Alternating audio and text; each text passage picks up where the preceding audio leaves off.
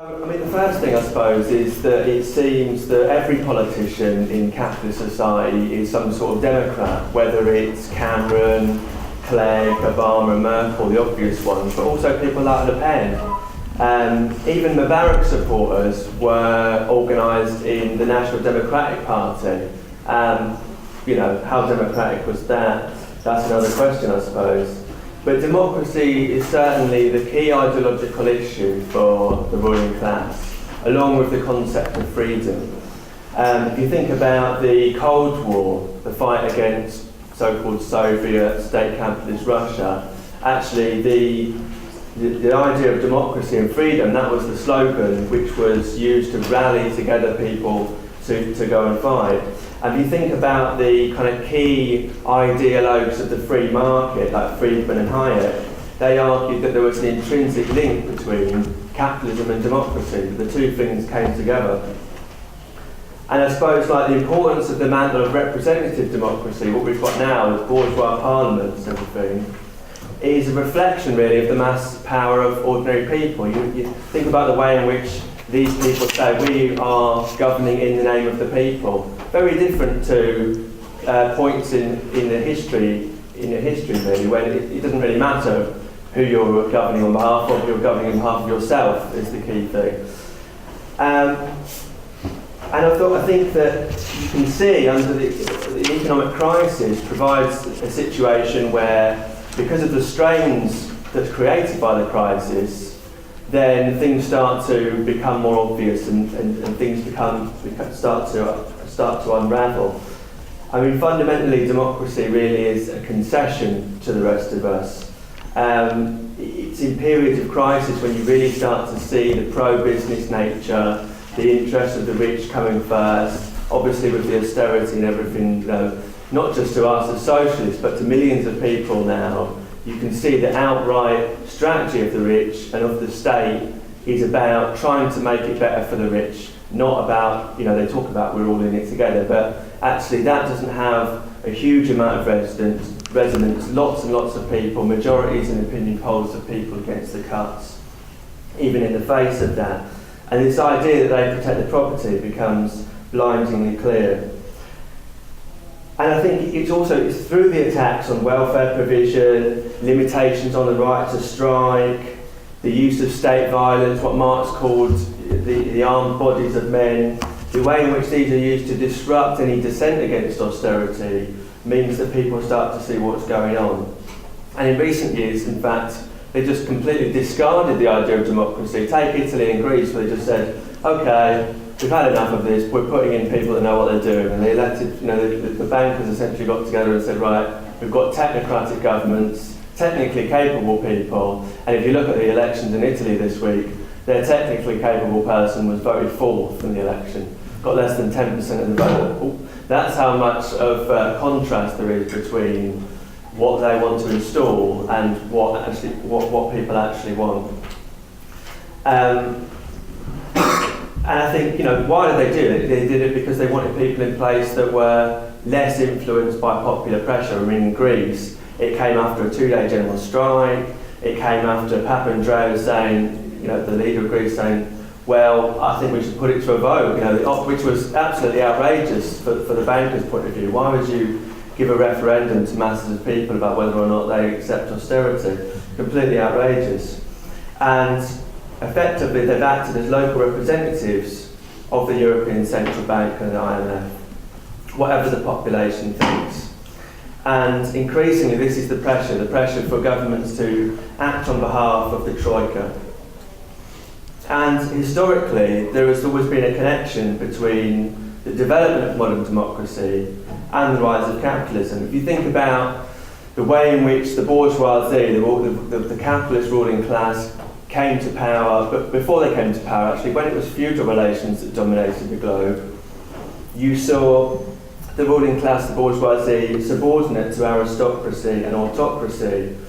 And under these circumstances, they had to mobilise masses of people under the slogans of universal freedom. So, in the English Revolution, led with a Bill of Rights, America's Revolution, the Declaration of Independence, Tom Paine's The Rights of Man, and the French Revolution's call for liberty, equality and fraternity are examples of that. And the rise of the bourgeoisie, therefore, is really associated with the rule of Parliament and representative democracy. But of course, universal rights have always been limited in practice. Black slaves did not get the rights to pursue happiness in revolutionary America. The rights of man was not available to women. Indigenous populations never enjoyed these rights. And at the heart of these calls and of how they worked out in reality was the right to property and the limitations, of course, of the rights of people that don't have property. And I think there is a sense of behind rulers' attitudes in that sense of fear, really, that's existed for generations as capitalism has developed, that the existence of these democratic rights and popular sovereignty, the right of assembly and organisation and so forth, could challenge actually the right to property, which they see as fundamental. Could I use some water? Yeah, of course. It's totally good.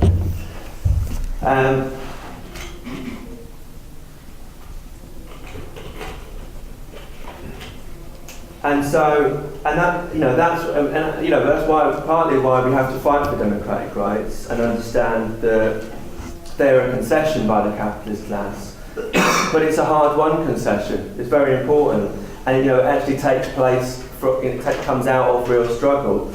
The Peterloo massacre in Manchester, the Chartist movement, the Paris Commune, the suffragettes, the civil rights movement.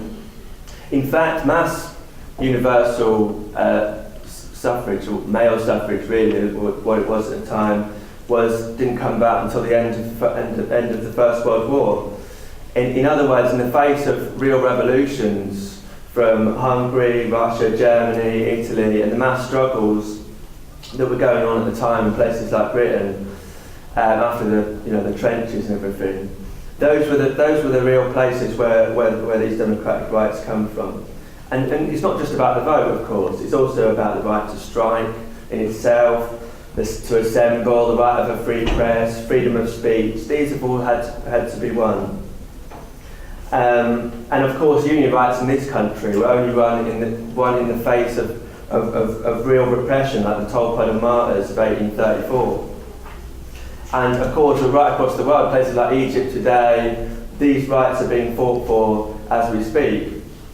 And despite all the heroism, though, I think it's also important to understand that there are big sections of the capitalist class that think that actually it's quite useful for people to be tied in, to think that they actually are controlling what's going on in the world around them, to get them to be in a situation where they'll happily become much more, they feel free, so they can go and study and become educated and be able to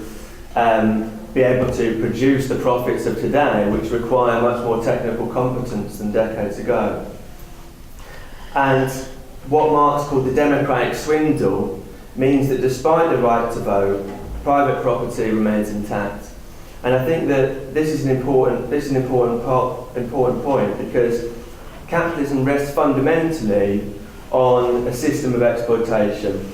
Surplus value is literally pumped out of workers because the value of their labour, what it takes to reproduce their labour, what they need to buy and shelter and everything, that only makes up a tiny proportion of the value they create in a day, the rest going towards their bosses. But of course that's hidden. Most of the time people don't realise that. And of course they take part in what they see as the sort of free exchange of labour, and underlying, at the same time, what is going on is huge inequalities inside society. And of course, we have to take part in this, because if we don't, then we starve. So it's up to us, I suppose, there's a choice there. And so democracy really is about capitalist rule. It's about the reality of a class that sits above society and controls and owns the means of production and distribution. But even the most democratic capitalist state doesn't control the huge concentrations of private wealth. their control, the commanding heights of the economy are actually controlled by other individuals who are unelected and unaccountable. And in that sense, every workplace, people will experience this themselves, that every workplace really is a bit like an autocracy. It's got a hierarchy, hierarchical management structure, you're told what to do all the time. And the reality is that democracy acts within the limits that the market outlines. If you try and interfere with that, then there's problems. Any attack on the maximising profitability is met with investment strikes, flights of capital, currency speculation. And of course the state machine itself is thoroughly unaccountable, with the police, army, courts, top civil servants, all unelected and tied by class background, education and status. And of course, people have talked about in the previous session, when it comes to the crunch, the capitalist class is fully prepared to mobilise the state to physically crush any resistance, like they did in Chile in 1973.